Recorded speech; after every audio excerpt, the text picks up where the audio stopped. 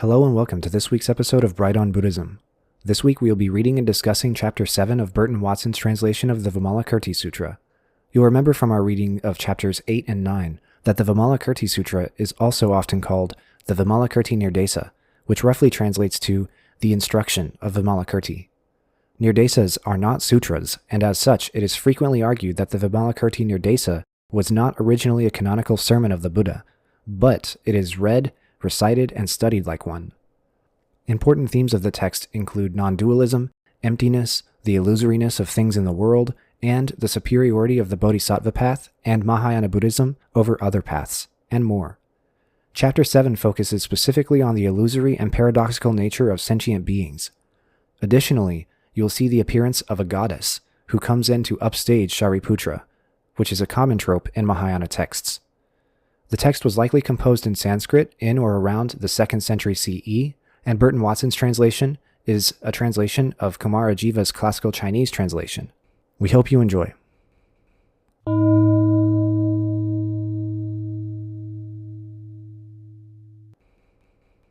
At that time, Manjushri asked Vimalakirti, "How does the Bodhisattva regard living beings?" Vimalakirti replied, "As a conjurer looks on the beings he conjures up, thus does the Bodhisattva regard living beings. As the wise view the moon in the water, or a face or form seen in a mirror, as shimmers of heat in a torrid season, as the echo that follows a cry, as clouds in the sky, as foam on the water, bubbles on the water, as a thing no firmer than the trunk of the plantain, no longer lasting than a flash of lightning, as a 5th great element, a 6th component, a 7th sense media, a 13th sense media, a 19th sense realm. Thus does the Bodhisattva regard living things. As forms in the world of formlessness, as sprouts from charred grain, as mistaken views of the body in one who has entered the stream that leads to the state of arhat, as a re-entering of the womb by one no longer subject to rebirth, as the 3 poisons of greed, anger, and ignorance in an arhat, as greed, anger, or violation of the precepts on the part of a bodhisattva who has accepted the birthless nature of all existence, as vestiges of earthly desire in a Buddha, as forms seen by a blind person, as the breathing in and out of one immersed in the samadhi of utter tranquility, as the tracks of a bird in the sky, as a child born to a barren woman, as earthly desires in a phantom being, as sights in a dream after one has awakened, as the taking on of bodily form by one who has entered extinction, as fire that has no smoke. Thus does the Bodhisattva regard living beings." Manjushri said, "If the Bodhisattva looks on beings in this way, how can he treat them with compassion?" Vimalakirti replied, "When the Bodhisattva has finished regarding them in this way, he thinks to himself, 'For the sake of living beings, I must preach this law to them.' This is true compassion. He treats them with a compassion of tranquil extinction, for it results in no birth, treats them with a compassion unburning, for it is void of earthly desires, treats them with a compassion that is impartial, as the 3 existences of past, present, and future are impartial, treats them with a compassion free of contention, for nothing arises to oppose it, treats them with a compassion undualistic, for internal and external have no place in it, treats them with a compassion unfaltering, for it carries through to the end, treats them with a compassion firm and durable, for the mind of the Bodhisattva never flags, treats them with a compassion clean and pure, as the nature of all phenomena is pure, treats them with a compassion boundless as the empty sky. He treats them with the compassion of the arhat, who has conquered the thieves of desire, treats them with the compassion of the Bodhisattva, who brings contentment to all beings, treats them with the compassion of the thus come one, who has grasped the marks of suchness, treats them with the compassion of the Buddha, who awakens living beings, treats them with a compassion wholly natural, understanding that it is causeless, treats them with a compassion of Bodhi, which is of one flavor only, treats them with a compassion that has no gradation, for it cuts off all favoritism, treats them with great pity and compassion, guiding them with the great vehicle. He treats them with a compassion that never despairs, seeing that all is empty and without ego, treats them with the compassion of bestowal of the law, never stinting in its gifts, treats them with the compassion of observance of the precepts, training those who break them to do better, treats them with the compassion of forbearance, guarding both others and self, treats them with the compassion of assiduousness, shouldering all beings as its burden, treats them with the compassion of meditation unaffected by taste, treats them with the compassion of wisdom, which always knows the right time, treats them with the compassion of expedient means, with manifestations suited to every occasion. He treats them with a compassion that hides nothing, proceeding with the purity of an upright mind, treats them with the compassion of a deeply searching mind, one free of irrelevant motion, treats them with a compassion that is unerring, innocent of falsity and sham, treats them with a compassion full of peace and delight, for through it they gain the delight of the Buddha. Such is the compassion of the Bodhisattva. Continuing his questioning, Manjushri asked, "What do you mean when you speak of pity?" "I mean that whatever benefits the Bodhisattva gains, he shares them with all other living beings," replied Vimalakirti. Manjushri, "What do you mean by joy?" Vimalakirti, "Any way the Bodhisattva can aid or enrich others, he views as an occasion for joy and never for regret." Manjushri, "What do you mean by indifference?" Vimalakirti, "Whatever blessings or good fortune the Bodhisattva bestows, he expects nothing in return." Manjushri then asked, "If the Bodhisattva fears the cycle of birth and death, what should he rely on?" Vimalakirti replied, "The Bodhisattva, fearing the cycle of birth and death, should rely on the power of the Tathagata's blessings." Manjushri, "If he hopes to rely on the power of the Tathagata's blessings, what course should he pursue?" Vimalakirti, "If he hopes to rely on the power of the Tathagata's blessings, he should devote himself to saving and liberating all sentient beings." Manjushri, "If he hopes to save living beings, what must he free them from?" Vimalakirti, "If he hopes to save living beings, he must free them from earthly desires." Manjushri, "If he hopes to free them from earthly desires, how should he proceed?" Vimalakirti, "He should proceed by the method of correct mindfulness." Manjushri, "How does one proceed by the method of correct mindfulness?" Vimalakirti, "One proceeds on the premise of no birth and no extinction." Manjushri, "What has no birth and what has no extinction?" Vimalakirti, "The not good has no birth and the good has no extinction." Manjushri, "What is the root of good and not good?" Vimalakirti, "The body is the root." Manjushri, "What is the root of the body?" Vimalakirti, "Desire and greed are the root." Manjushri, "What is the root of desire and greed?" Vimalakirti, "False and empty distinctions are the root." Manjushri, "What is the root of false and empty distinctions?" Vimalakirti, "Topsy-turvy thinking is the root." Manjushri, "What is the root of topsy-turvy thinking?" Vimalakirti, "Groundless assumptions are the root of topsy-turvy thinking." Manjushri, "What is the root of groundless assumptions?" Vimalakirti, "What is groundless can have no root, Manjushri. It is on the root of this groundlessness that all other concepts are built up." At that time, there was a heavenly being, a goddess, in Vimalakirti's room, who, seeing these great men and hearing them expound the law, proceeded to make herself visible and, taking heavenly flowers, scattered them over the bodhisattvas and major disciples. When the flowers touched the bodhisattvas, they all fell to the floor at once, but when they touched the major disciples, they stuck to them and did not fall off. The disciples all tried to shake off the flowers through their supernatural powers, but they could not do so. At that time, the goddess said to Shariputra, "Why try to brush off the flowers?" "Such flowers are not in accordance with the law," he replied. "That's why I try to brush them off." The goddess said, "Don't say these flowers are not in accordance with the law. Why? Because the flowers make no such distinctions. You, in your thinking, have made up these distinctions. That's all. If one who has left the household life to follow the Buddha's law makes such distinctions, that is not in accordance with the law. One must be without distinctions to be in accordance with the law. Look at the bodhisattvas. The flowers do not stick to them because they have already cut off all thought of distinctions. Just as evil spirits are able to take advantage of a person who is beset by fear, so because you disciples are fearful of the cycle of birth and death, the senses of form, sound, smell, taste, and touch are able to take advantage of you. But once a person has done away with fear, then the 5 desires that arise from these senses will not be able to get at him. So long as one has not done away with all such entanglements, the flowers will stick to him, but they will not stick to someone who has eliminated them all." Shariputra said, "Goddess, have you been staying in this room long?" She replied, "Venerable sir, my stay in this room is about as long as your attainment of emancipation." Shariputra said, So have you been here a long time? Venerable sir, said the goddess, how long has your attainment of emancipation been? Shariputra was silent and did not answer. The goddess said, With your great wisdom, venerable sir, why do you remain silent? Shariputra replied, Emancipation cannot be spoken of in words, therefore I do not know what I can say to you. The goddess said, Words, writing, all are marks of emancipation. Why? Because emancipation is not internal, not external, and not in between. And words likewise are not internal, not external, and not in between. Therefore, Shariputra, you can speak of emancipation without putting words aside. Why? Because all things that exist are marks of emancipation. Shariputra said, Doesn't emancipation mean putting aside lewdness, anger, and stupidity? The goddess said, The Buddha, addressing persons of overbearing arrogance, asserted that one must put aside lewdness, anger, and stupidity in order to gain emancipation. That is all.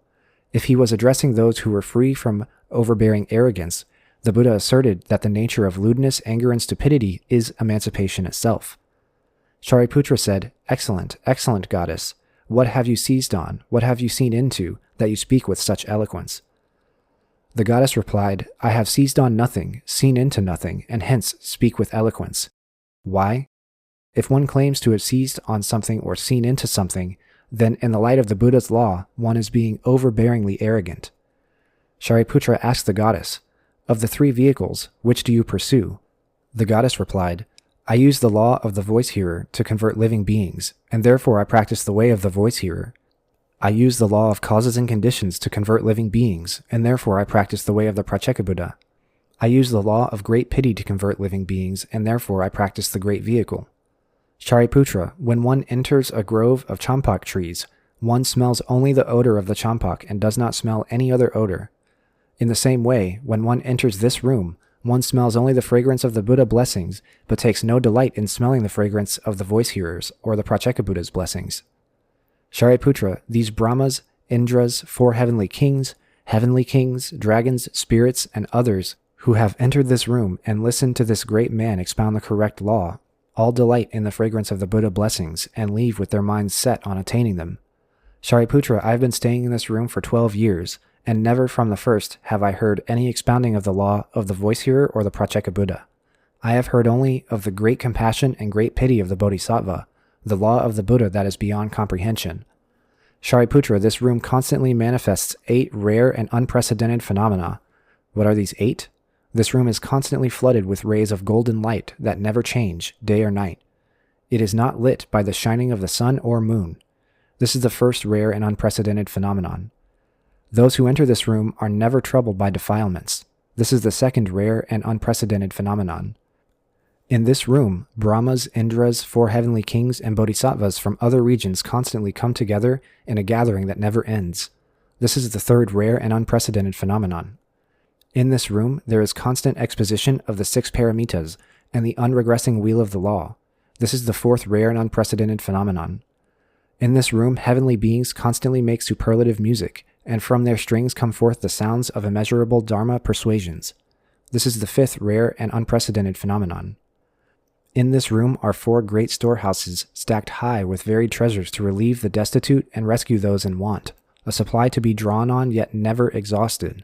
This is the 6th rare and unprecedented phenomenon. When this great man turns his thoughts to them, Shakyamuni Buddha, Amita Buddha, Akshobhya Buddha, jeweled virtue, jeweled flame, jeweled moon, jeweled majesty, hard to surpass, lion echo, profiting all, and countless other such Buddhas from the 10 directions come at once to this room and broadly expound the secret and essential teachings, the storehouse of the Dharma. And when they have finished expounding, they return to where they came from. This is the 7th rare and unprecedented phenomenon. Within this room, the magnificently adorned palaces of all the heavenly beings and the pure lands of the various Buddhas are all to be seen. This is the 8th rare and unprecedented phenomenon. These are the 8 rare and unprecedented phenomena. Shariputra, who, seeing these sights beyond belief, would still delight in the law of the voice hearer. Shariputra said, Why don't you change out of this female body? The goddess replied, For the past 12 years I have been trying to take on female form, but in the end with no success. What is there to change? If a sorcerer were to conjure up a phantom woman and then someone asked her why she didn't change out of her female body, would that be any kind of reasonable question? No, said Shariputra. Phantoms have no fixed form, so what would there be to change? The goddess said, all things are just the same. They have no fixed form. So why ask why I don't change out of my female form? At that time, the goddess employed her supernatural powers to change Shariputra into a goddess, like herself, while she took on Shariputra's form. Then she asked, why don't you change out of this female body? Shariputra, now in the form of a goddess, replied, I don't know why I have suddenly changed and taken on a female body. The goddess said, Shariputra, if you can change out of this female body, then all women can change likewise. Shariputra, who is not a woman, appears in a woman's body. And the same is true of all women. Though they appear in women's bodies, they are not women. Therefore, the Buddha teaches that all the phenomena are neither male nor female. Then the goddess withdrew her supernatural powers, and Shariputra returned to his original form. The goddess said to Shariputra, where now is the form and shape of your female body? Shariputra said, the form and shape of my female body does not exist, yet does not exist. The goddess said, all things are just like that. They do not exist, yet do not exist. And that they do not exist, yet do not exist, is exactly what the Buddha teaches. Shariputra said to the goddess, when your present existence comes to an end, where will you be reborn? The goddess replied, the way the Buddha is born in his transformation body, that's how I'll be born. Shariputra said, when the Buddha is born in his transformation body, it is not a matter of birth and death. The goddess said, it's that way with living things, too. They are without birth or death. Shariputra said to the goddess, how long will it be before you attain Anuttara Samyak Sambodhi? The goddess replied, Shariputra, when you revert to the state of a common unenlightened mortal, then I will succeed in gaining Anuttara Samyak Sambodhi. Shariputra said, it is unthinkable that I should become a common mortal again. The goddess said, it is likewise unthinkable that I should attain Anuttara Samyak Sambodhi. Why? Because Bodhi is nothing to be thought about, hence nothing to be attained. Shariputra said, the Buddhas who are now attaining Anuttara Samyak Sambodhi, and those who have attained it in the past and will attain it in the future, numerous as the sands of the Ganges, what would you say of all those? The goddess said, we use the numbers of everyday language, and so we speak of all those as belonging to the three existences of past, present, and future. But this is not to say that Bodhi knows anything of past, present, and future. Then the goddess said, Shariputra, have you attained the way of the Arhat? Shariputra said, I've realized there is nothing to be attained, so I've attained it. The goddess said, the Buddhas and Bodhisattvas are that way too. They've realized there is nothing to attain, and so they've attained it. At this time, Vimalakirti said to Shariputra, the goddess has, in the past, made offerings to 92 million Buddhas and can disport herself with the supernatural powers of the Bodhisattva. She has fulfilled all that she vowed, has accepted the truth of birthlessness, and dwells in a state from which she will never regress. Because of her original vow, she can show herself any time she wishes and teach and convert living beings.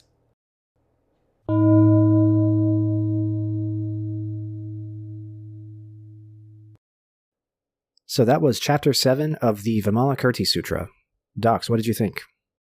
Quite a bit.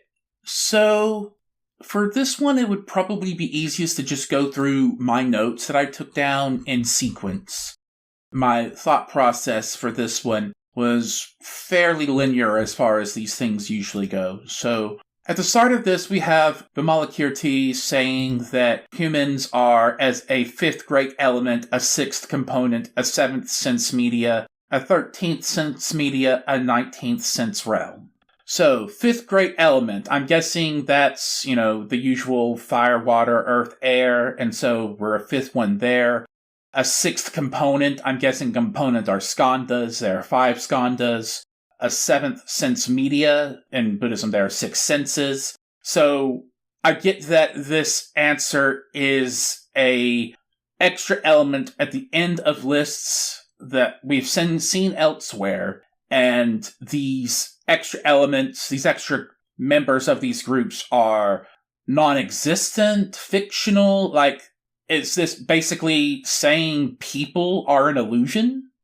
It sort of is, yeah. So you're right about the fifth element, the sixth skandha, the seventh sense media, and then these two, 13th sense media and 19th sense realm. those ones are not as immediately sort of obvious to somebody who's reading. So I'll mention that the 12 sense medias, or the 12, maybe you could say, sense objects and sensory organs, those are referring to how our 6 senses also have 6 sense objects for a total of 12. So the eyes have stuff that is visible, the nose has stuff that is smellable, the skin has stuff that is touchable, and the ears have stuff that is audible, the mind has stuff that is cognizable, etc. So the sense gets combined with the object of that sense, making a total of 12, and then this is the 13th. And then the 19th sense realm combines those 12 with also 6 types of sense consciousness. So knowledge that you are seeing something, knowledge that you are smelling something, knowledge that you are cognizing something, knowledge that you're touching something. And this is part of this sort of 5 skandhas and dependent origination scheme, where this cognization of these senses and their sense objects and the interaction of the two, this is sort of where we start to make perceptions, right? We have form, and then we have sensation and perception. Form is the sense object, sensation is the sense organ, and perception is the coming together of the cognization of the sense organ, and the sense object. And that's where we start making judgments like this sensation is good and this sensation is bad. And after that, of course, we have like notions or mental activities where we are going to avoid bad and pursue good, right? But this is sort of part of that scheme. So that's what he's referencing when he's talking about human beings, about sentient beings, and so on. So that's kind of where that fits. Now, when he talks about them being non-existent or talks about them being illusory, he is sort of literally saying that they're non-existent and illusory, but he's speaking the language of bodhisattvas, so to speak. He's saying stuff that, of course, you and I, not bodhisattvas yet, can understand, but he's sort of using terminology that means something different to his audience. When he says that they're illusory, what he's referring to is how you don't want to get caught up in your own desire to save them if you're going to save them. And you don't want to get caught up in them themselves if you're saving them. So we've talked a lot about how Vimalakirti is a unique figure in the canon because he is very well versed in the bodhisattva path, but he lives among people who gamble and drink and who engage in prostitution and do all this other stuff, which is very hedonistic and very indulgent and very catered towards the immoral side of the Buddhist moral system and catered towards sources of suffering.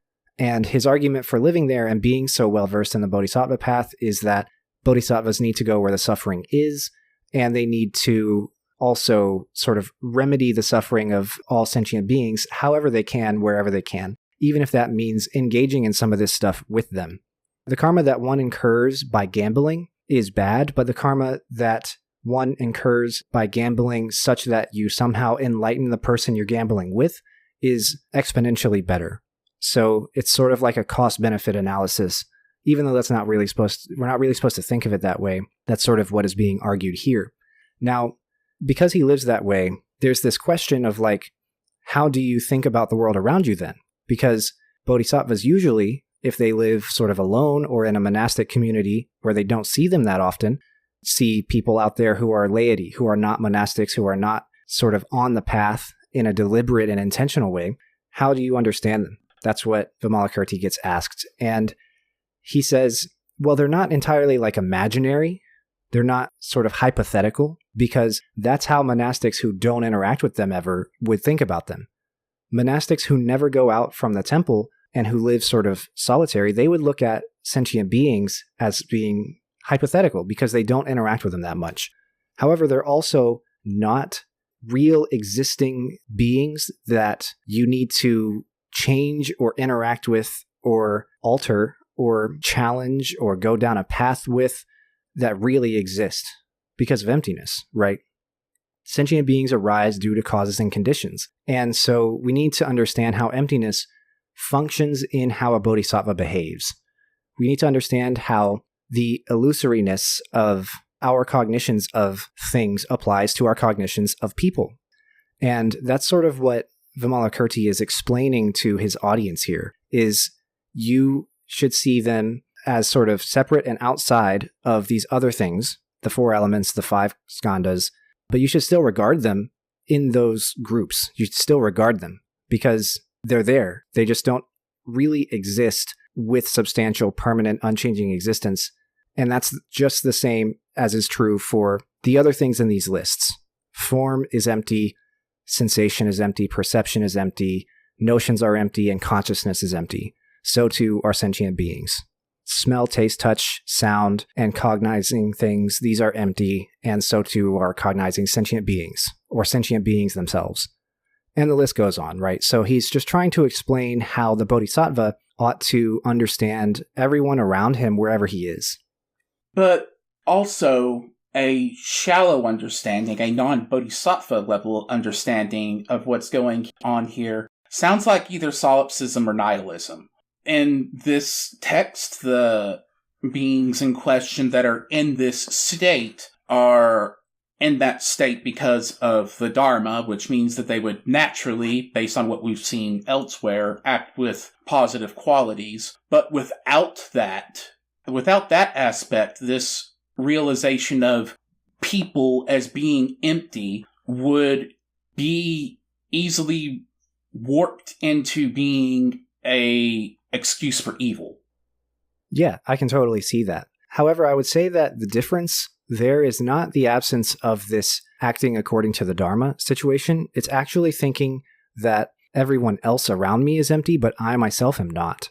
And according to the Bodhisattva path, according to the Dharma, the first step is actually realizing oneself as empty before you can actually truly understand anybody else as empty or anything else as empty, right?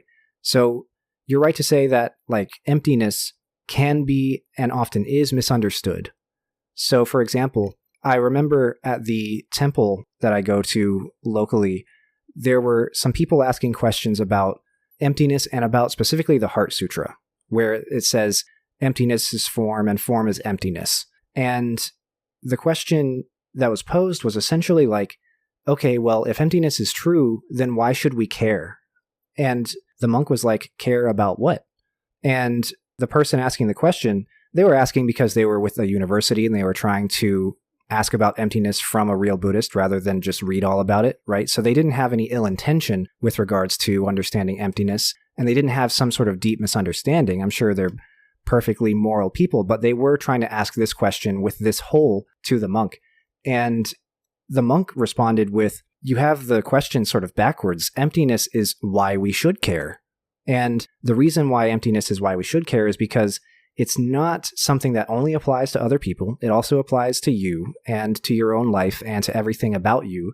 And also, according to like Madhyamaka schools, emptiness is sort of this absence, this voidness, this complete lack of permanent, substantial, unchanging existence, what have you. But whenever we get into more developed Mahayana Buddhism, because emptiness is a shared nature that is like universal with every single thing in reality all the time, that's where we start to get this interpenetration doctrine and this interdependent origination doctrine, wherein you can see the causal links between one thing and everything else due to emptiness, and where you also can understand the nature of all things due to understanding the nature of one thing.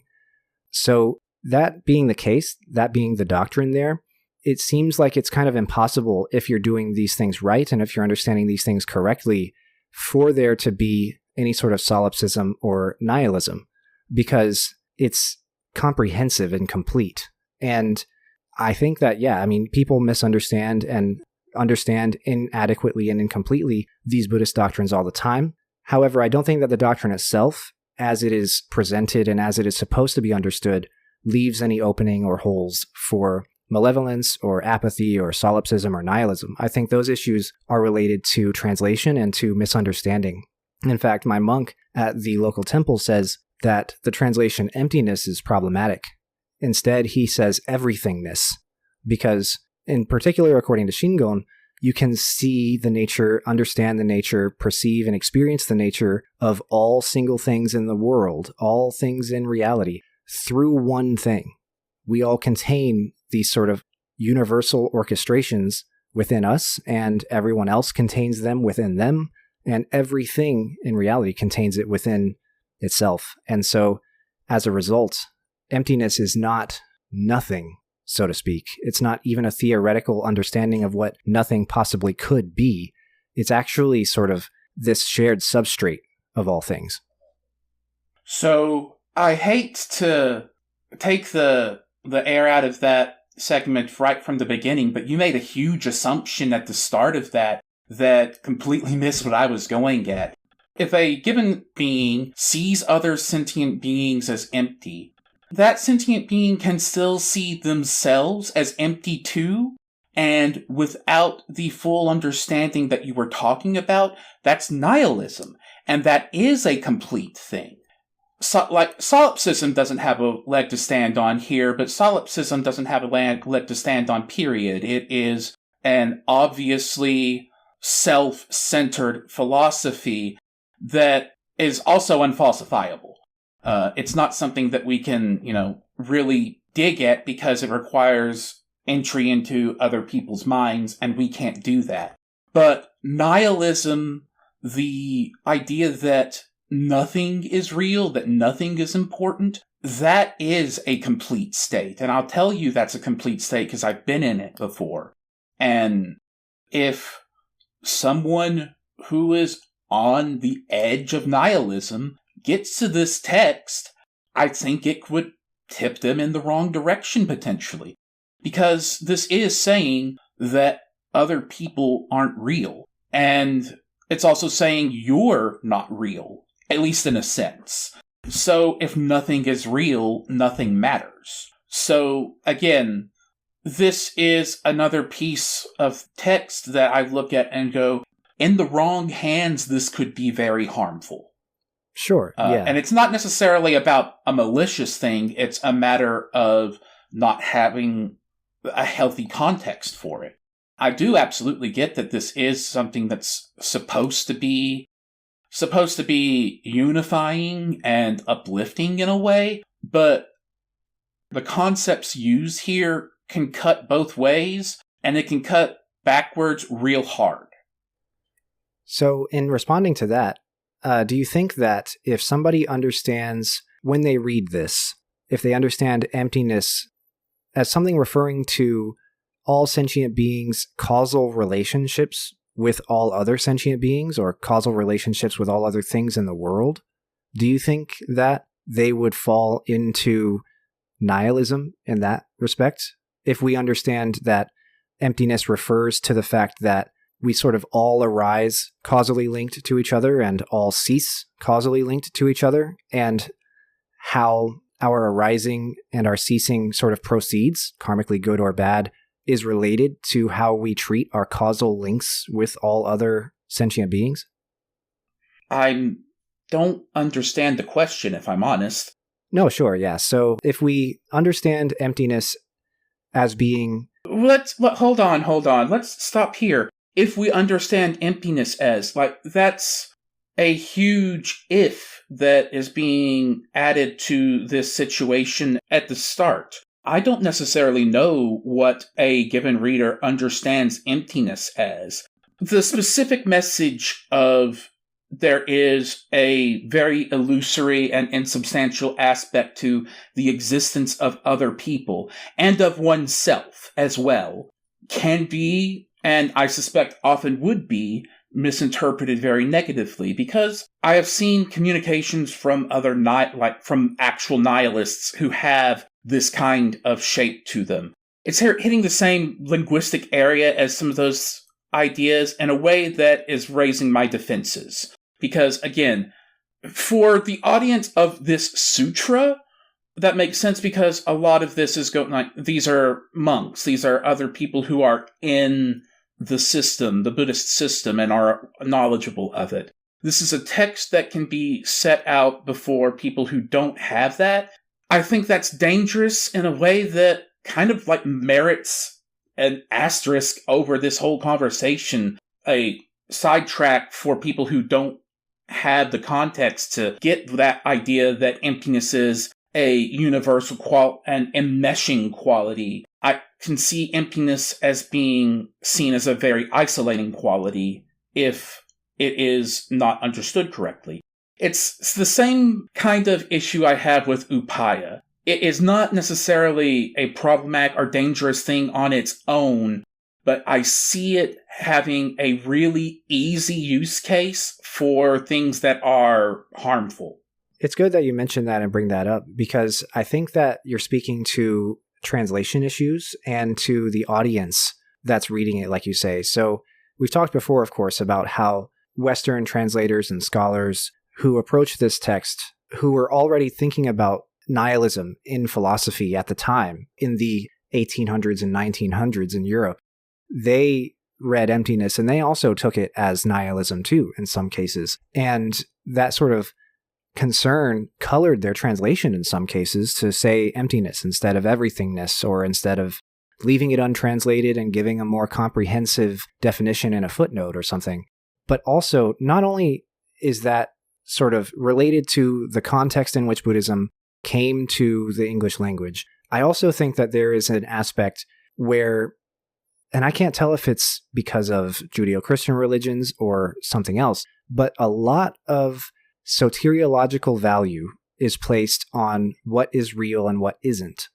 And when I say soteriological value, what I'm referring to is value with regards to what we ought to think and say and do about our everlasting existence. Or if there is a lack thereof, then a lack thereof, right? Nihilism is essentially this idea that because nothing is real, then morality does not matter.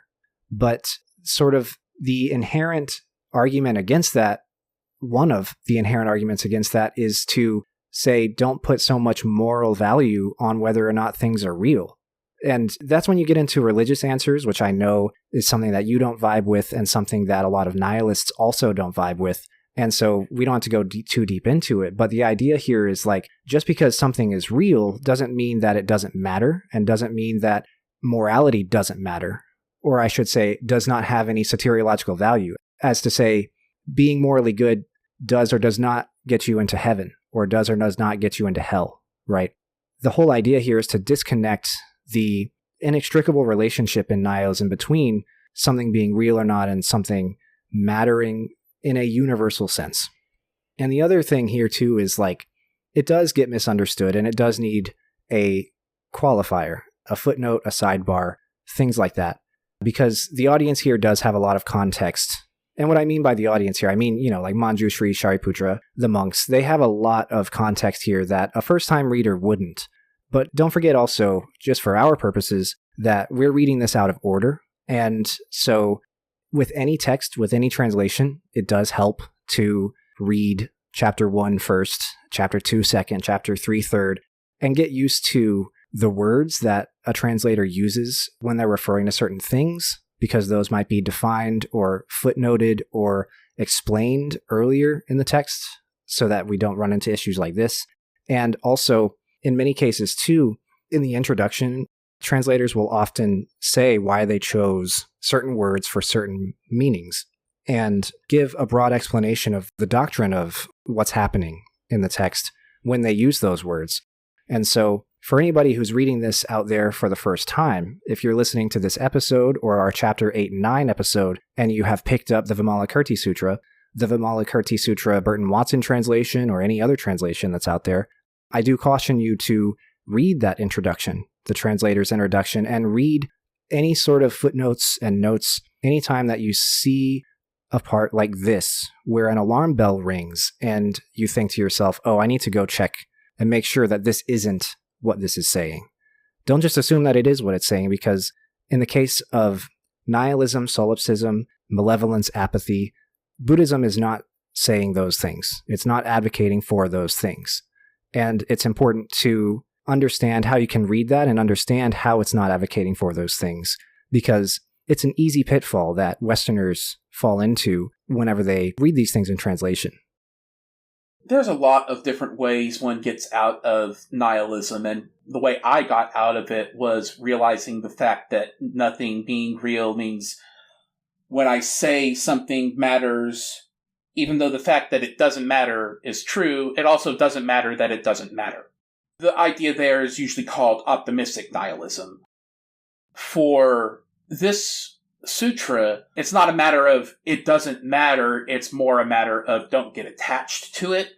But I don't think that that's something that would come across as a first-time reader in a way that I think is potentially harmful. And that's all I was trying to get at there. It is very easy to see this and misinterpret it as something nihilistic or solipsistic, which is something that we've talked about elsewhere in the show. So it's an audience mismatch, partially, and also just the fact that I don't think that whoever wrote this text originally was at all thinking about things the way I am. It's an audience disconnect that is not really bridgeable, but also one that needs to be noticed and explained, because we just got done recording the Rhino Sutra, and we were talking about how it is a matter of both a strength and a weakness, that everything in Buddhism is so disjointed. There's no single source of doctrine. That is a strength in some ways, but here it is a weakness, and that I can easily conceive of somebody coming to this text way earlier than the original writer would have anticipated. And so in that case, we have these kinds of problems. Yeah, I think so. And I think that that kind of sums up the issue nicely. I'm happy with that to move on to the next note if you are. Yeah, I agree. We could go over this all day, so at some point we have to just say, here's the thing, let's move on. So let's move on. The next thing I wanted to talk about, how bodhisattvas fear the cycle of birth and death. Why would bodhisattvas be afraid of anything, though? Bodhisattvas typically don't get paired with fear in other sutras, unless it's like a play fear, like the points where attendance is doing a display for Vairocana or the like about Mara killing all the Buddhas and the like in those sutras. Other than that, we don't usually see fear for bodhisattvas. So what's going on here? That's a good question. So I think that there's some shaky translation going on. I think that in the original text, and this is not shaky translation on the part of Burton Watson, I think it's actually shaky translation on the part of Xuanzang, who originally translated this text into Chinese from Sanskrit. I think that it's a word that could also mean to abhor something, to detest something, to not condone something. And what it's referring to is the fact that one of the ways that you get started on the bodhisattva path in an early way, when you're still a layperson or when you're still an arhat or something like that, and you're just getting onto this bodhisattva thing, one of the steps you have to go through is you have to come to sort of want to emancipate yourself from the cycle of birth and death. And it's a desire, it's an attachment, but we talked about before how some desires are better than others. A desire for having a bunch of sex and doing a bunch of drugs, it's karmically worse than desiring to become a Buddha or a bodhisattva. And this is a case where you have to arise in your mind the desire to emancipate yourself and the desire to save all sentient beings and the desire to reach full enlightenment and so on. And, it's kind of like a negative way of stating a positive. You have to want X, and the way that this has been translated is to say you have to not want Y. Does that make sense? So, but it's just shaky translation. If the original word has the meaning you're talking about, then fear is definitely not the right word there. You can dislike something without fearing something. That's a totally different thing. If it's a matter of the original meaning just being, hey, would rather not be in the cycle, that makes sense. Okay. The next thing I wanted to talk about, where it's Manjushri and Vimalakirti talking with each other, going back and forth. And so one question that confused me here, Manjushri asks, what has no birth and what has no extinction? And Vimalakirti replies, the not good has no birth and the good has no extinction. What? No, that's a really good question. It's kind of, what are they referring to, right? So this interaction between Vimalakirti and Manjushri, where they go back and forth kind of in quick succession early on in this chapter, it's interesting to me. I almost kind of interpret it in my head, possibly wrongly, but at least enjoyably, as being a call and response hyping up of the teaching, right? It's like something I imagine the Beastie Boys doing or Run DMC doing live. Manjushri is like passing him these questions so that he can lay down a really fun, cool, interesting, mind-boggling doctrine for the audience. And Vimalakirti is filling in and answering those. So he's kind of tossing him like an easy question, or not easy necessarily, but more like tossing him a formatted question so that he can drop some of his teaching, right? And it's kind of fictionalized. Manjushri, did he ever really say all of these words in these successions in this conversation with this guy, Vimalakirti? Probably not. This is sort of a literaturized or a fictionalized or sort of a demonstrated interaction happening for a textual purpose. Someone is speaking through Manjushri using Manjushri's voice, and someone is speaking through Vimalakirti using Vimalakirti's voice. And sometimes they might say stuff that either of them said, sometimes they don't. So Manjushri is like, and what has no birth and what has no extinction? And Vimalakirti's like, the not good has no birth, the good has no extinction.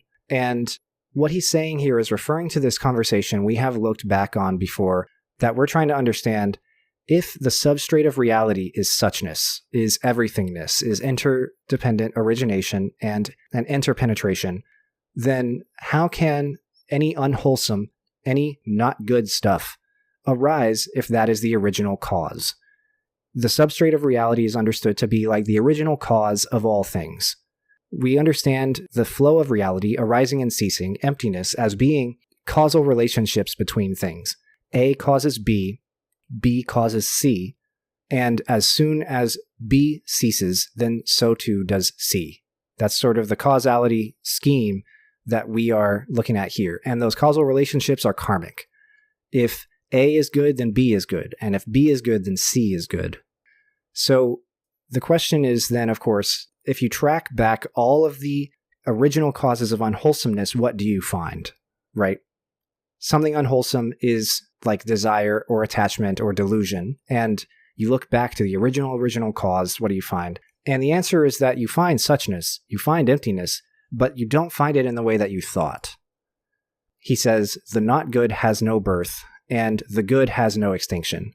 He's referring to how these unwholesome and these wholesome things, they don't arise and cease in the same way that we might think in relation to the substrate of reality, which is emptiness. The not good has no birth, meaning you can't say emptiness or suchness or interdependent origination or interpenetration are the origins of delusion or suffering. You can't say that. Similarly, in order to answer this question of where bad stuff comes from, you can't say that something good has become extinct. As in, you can't say that something karmically good has led to something karmically bad and has stopped being karmically good. It doesn't answer where or what anything comes from, right? It doesn't say what to think instead. But just looking at that line by itself, it says that you can't really ask these questions and expect to get anywhere because they are sort of a misunderstanding of where things arise from. And then the next interactions they have are talking about Manjushri trying to get at what the real answer is. You know, he asks, what is the root of good and not good? Vimalakirti says the body is the root. Manjushri's like, well, what is the root of the body? Vimalakirti says, desire and greed. Manjushri says, what is the root of desire and greed? And it goes on and on and on. And they mention topsy-turvy thinking, which I know that you wanted to mention next. But before we get there, I just wanted to say that the root of everything is these groundless assumptions that Manjushri himself is making. And this assumption is that good and bad things, their goodness and their badness has a causal root somewhere in the past. And Vimalakirti says, these groundless assumptions have no root. He says, Manjushri, it is on the root of this groundlessness that all other concepts are built up. So he's ripping the rug out from Manjushri and saying, don't think of causality so literally and so morally. Think about it just in terms of the nature of how reality unfolds, right? It's like if Manjushri is getting really concerned with 3, and Vimalakirti is talking about addition. Manjushri is stuck on 3. He's like, okay, but 3 comes after 2 and before 4. And Vimalakirti is trying to communicate to him, whenever you add 2 numbers together, you get a different number. You get the sum of both numbers, right? There's the sort of iteration, which is 3, and then there's sort of the operation or the principle, which is addition. And Manjushri is trying to sort of pierce through his being stuck on the iteration and get to the operation, get to the principle. Addition works with or without 3. Addition works with 3 happening, and it also happens without 3 happening. So you need to understand addition to understand math, and you can do that without getting stuck on trying to understand 3. Does that make sense? Sort of. I missed the link where that goes back to what I was originally asking. Basically, no, that didn't make sense, actually.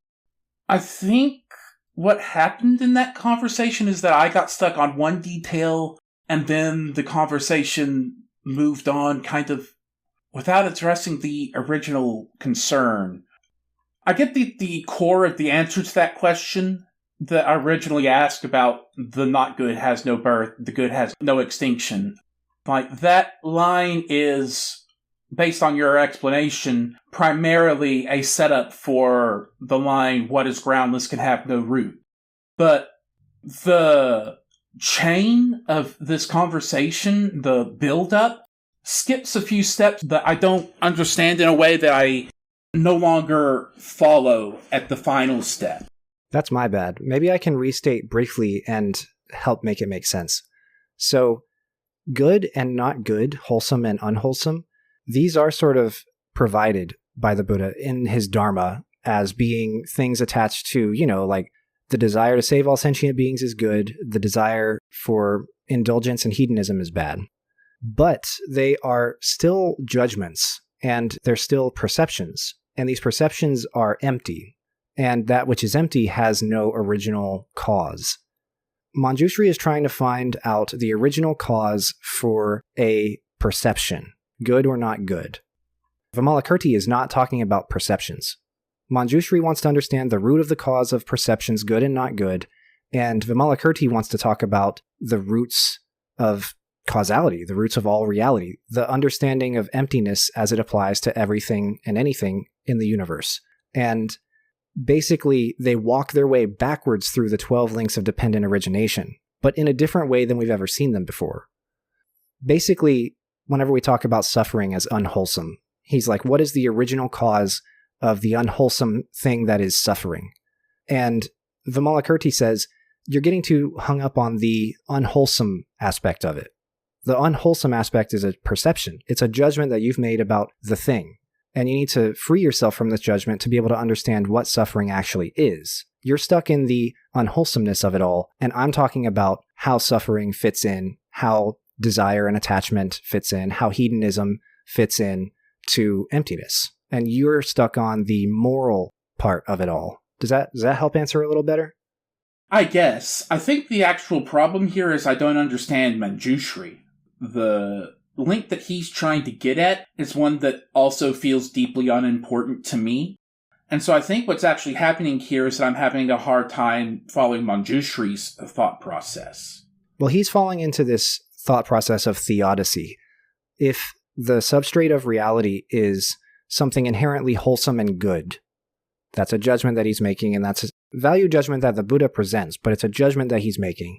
And that substrate is suchness, is enlightenment, is awakening, is emptiness, etc. If that is all good, then how can bad ever happen? He's trying to understand that relationship. And we kind of jumped into that conversation in the middle of it, but that's sort of, where we got to, right? The beginning of the conversation is Manjushri asking, that starts this whole sequence of interactions, if one hopes to rely on the power of the Tathagata's blessings, what should he pursue? What should he be free from? And how should he free them from earthly desires? What's the method of correct mindfulness? And what's the premise of no birth and no extinction? What's the premise of emptiness? And he's asking questions that the audience would ask. He's asking, if emptiness is all these things, how could it lead to something bad? And again, I'm not able to follow that because, and this is my fault, this is not the text's fault, I have writer/game designer ideas that answer that in a way that satisfies me to a point where I have a hard time emphasizing with that lack of understanding. Like, it seems pretty obvious to me. Yeah, and it might be obvious to a lot of people who read this, even if they're reading it for the first time, but it was a real issue. I mean, people think of theodicy only in the context of Christianity or Judeo-Christian religions usually, but it's also a very real problem in Buddhism. Even though there's no omnipotent, omnipresent, omniscient God figure who's like personified and has intentions and has goals and does stuff and acts upon reality, there's none of that in Buddhism, but there is definitely still an issue of where does bad stuff come from? Where does suffering come from? Not just dukkha. Where does suffering and agony and pain come from? And that's sort of the conversation that they're having. And it's a conversation I'm not fully following, and we've already spent enough time on it here, so I'm willing to put this one down to he's asking a question that I personally do not need asked. Sure, yeah. And I'm down to move on too, if you are. Yeah. Moving on. You mentioned it already in passing, but in this sutra we have the translation topsy-turvy thinking. There had to be a better way to put that somewhere. I'm like, just again, as a writer, I'm trying to think of what would be a way to make that read better, like muddled thinking, incorrect thinking. Is there a specific tone that's going with topsy-turvy that is trying to be translated here? Yeah, that's a good question. I think this is a localization choice. Localization in terms of like changing from one culture to another, changing from ancient Indian culture to our modern Western English-speaking culture. I believe, if I remember correctly, the original term was referring to something that is both upside down and backwards. Ah, okay. And the reason why is like kind of linguistic and philosophical. We can't really get into it, but it is referring to like completely backwards. Yeah, exactly. The Buddha asserts nature of reality is empty, nature of reality is impermanence, nature of reality is dukkha. And somebody responds, the nature of reality is not any of those things. You know what I'm saying? It's that kind of thinking. Just completely backwards, upside down thinking. Okay. In that case, there might be a better way to do it, but that actually does communicate what's trying to be communicated fairly well. So the next spot that I had a note of, so at this point we are into the goddess talking with Shariputra, and at one point she says, words, writing are all marks of emancipation, and then a little later she says, if he was addressing those who were free of overbearing arrogance, the Buddha asserted that the nature of lewdness, anger, and stupidity is emancipation itself. So it seems like what the goddess's actual goal here is to force the listener into a situation where they're wrong. It doesn't actually matter about the consistency of what they're talking about. Their goal is to make the person on the other side be wrong and have to face that they're wrong. And that sounds like something that I would say as a criticism or a negative, but I actually think there's a lot of value in trying to do that. I think you can learn a whole lot about a person by seeing how they react to being wrong. And a person who has never had to face the fact that they're wrong is a stunted person. We can see that by looking at any number of rich people who have surrounded themselves with sycophants and seeing how sick their thinking often is. Being wrong and recovering from being wrong is extremely important, and I could see a lot of these monks coming into Vimalakirti's tent having never been wrong before. So, again, the purpose here is to make the person involved be wrong, but that's a good thing in this context. It's trying to force somebody out of their comfort zone. That's absolutely true. I think that what you're referring to in terms that we have spoken on before on the show is the goddess is trying to initiate a process of unknowing.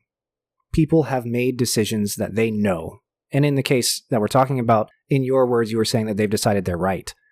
And things that they have decided that they're right about, that they know about for sure, are that, for example, writing words and language are completely contrary to enlightenment, to emancipation.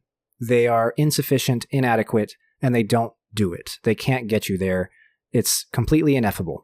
And the goddess is saying, you're wrong about that. You have to unknow that. You have to unlearn that concept because it's not the case. Words, writing are all marks of emancipation. If the Buddha was addressing those who believed that words, writing, and such were emancipation, he would say the things he says in this sutra. And if he was addressing the other party, then he would say differently, right? So in this case also, if he addressed those who were free from overbearing arrogance and lewdness, anger, stupidity, he would say those are emancipation itself too. They have decided those things are capital B bad. Their minds are made up that they are right, that they know that lewdness, anger, and stupidity are bad and don't lead to enlightenment. And in an interest of dislodging these perceptions, even if they're perceptions about the Dharma, they're still perceptions, dislodging these perceptions and causing these people to unknow these things they think they know, he's going to say these sorts of controversial statements, seemingly controversial statements. And it's a very healthy process. Even if what he's saying cannot be literally interpreted, even if you're reading this text and you seriously cannot go and believe and act upon the belief that lewdness, anger, and stupidity are enlightenment, you can't do that. It doesn't want you to do that. It wants you to understand and to learn that these things you've made up your mind about, you need to unmake up your mind about them if you want to get anywhere. Because the very act of making your mind up about stuff in such a really strong and like reality imposing way is going to get in your way when it comes to practicing for enlightenment. People will do anything they can to avoid admitting that they're wrong. And while that instinct is in play, that's a huge blocker to progress. And you can see in people who have not had to do that, it has stunted them and limited them. There is an amount of growth that can only happen after you are wrong about something and made to confront how wrong you are. That's very true. So the last spot on this sutra is the conversation between the goddess and Shariputra. So one thing that was very interesting for me, the goddess, first of all, is the goddess ever given a name? Is she ever mentioned anywhere ever again? No. That's unfortunate. It is. So she talks about herself having used all three Buddha vehicles, so Arhat, Pratyeka Buddha, Bodhisattva, and then comes down really hard on the side of Bodhisattva. So what she's saying is she's tried all three and Bodhisattva is the best, more or less. Yes, that's right. And that's, again, we can say that that's the writers of the text speaking through this goddess who then, like we say, frequently the goddess trumps Shariputra, bests him in argument, bests him in this sort of debate about doctrines. And Shariputra here represents these older teachings. He's foremost in the Theravada. He's foremost in the early stuff. He's foremost in the Four Noble Truths and the Eightfold Path. And the goddess comes in here and in 3 pages shows him that he's got it all wrong. So the authors are sort of figuratively and narratively doing that to the detractors from the older teachings, and they're sort of pioneering and trailblazing these newer teachings, the great vehicle. They're casting those teachings as being superior to the older ones. So once again, Shariputra is the straw man, and it's really clearly straw manning in this one. It's not subtle, it's deeply unkind, and we've talked about it before, so I'm not sure that there's much more to say on that one. Yeah, I agree. I think that the issue of gender that comes about is not unduly attributed to the Theravada Buddhists. there is still the early doctrine that carries through a lot of Buddha doctrine that women cannot become enlightened in their very bodies. And Shariputra voices that, and that's where this gender issue starts to come up in conversation with this goddess. And this is one of these cases where I think that the doctrine, the text, the Bodhisattva camp, the Mahayana camp of Buddhists, they try to go back on this doctrine that they know is contradictory to what they are up to now, what they want to get up to. It's contradictory to their doctrines of non-duality and emptiness and such. And they try to retcon here, so to speak. And a lot of people view this as a successful retcon. They view this as being true and appropriate and comprehensive and good enough. I don't know if it is. I kind of am wishy-washy about this. I would say a firm no. This does not go far enough, and the way it goes about it is still denigrating to women. It's not intentionally so, but I am dissatisfied by this attempt to walk it back. Yeah. I think it does walk it back, which is good. You're walking back in the right direction, but it doesn't go far enough. It's definitely trying, and I like the thing that it's trying to do, but it is done without skill here. The goddess isn't even a character. She's a plot device that exists for the purpose of doing something to Sariputra.